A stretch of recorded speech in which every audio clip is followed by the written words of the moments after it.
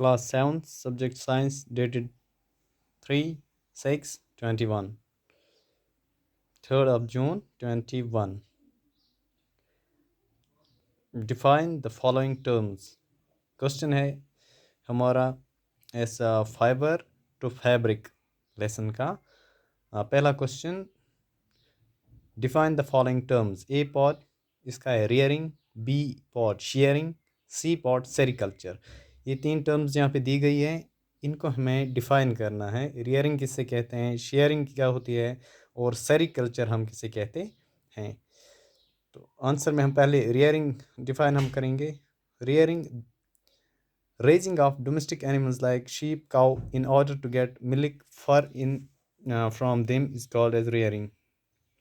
Rearing हम पालने को कहते हैं. जैसे हमारे घर में होते हैं ये डोमेस्टिक एनिमल्स, हम इनको पालते हैं किसी मकसद से. चाहे जैसे हम गाय हम पालते हैं, भैंस भी होती है कहीं पे किसी घर में, तो हम इनसे दूध हासिल करते हैं और फर इनसे हासिल करते हैं. तो इस प्रोसेस को रियरिंग कहते हैं. बी पॉट है इसका shearing, the removal of hair of sheep by machines. जब हम भेड़ के इस अपर लेयर जो होती है, इसकी हेयर होते हैं उस पर, वो रिमूव करते हैं. तो ये ज़्यादा गर्मी के मौसम में किया जाता है ताकि ठंड ना लगे.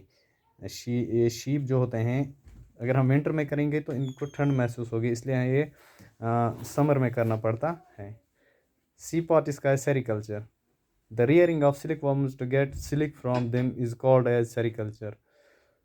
सिल्क वर्म्स को हम पालते हैं, किस लिए पालते हैं, कि हम इनसे सिल्क हासिल करें.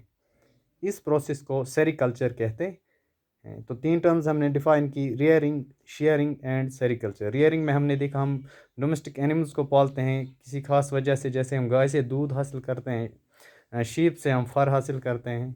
इस प्रोसेस को रियरिंग कहते हैं.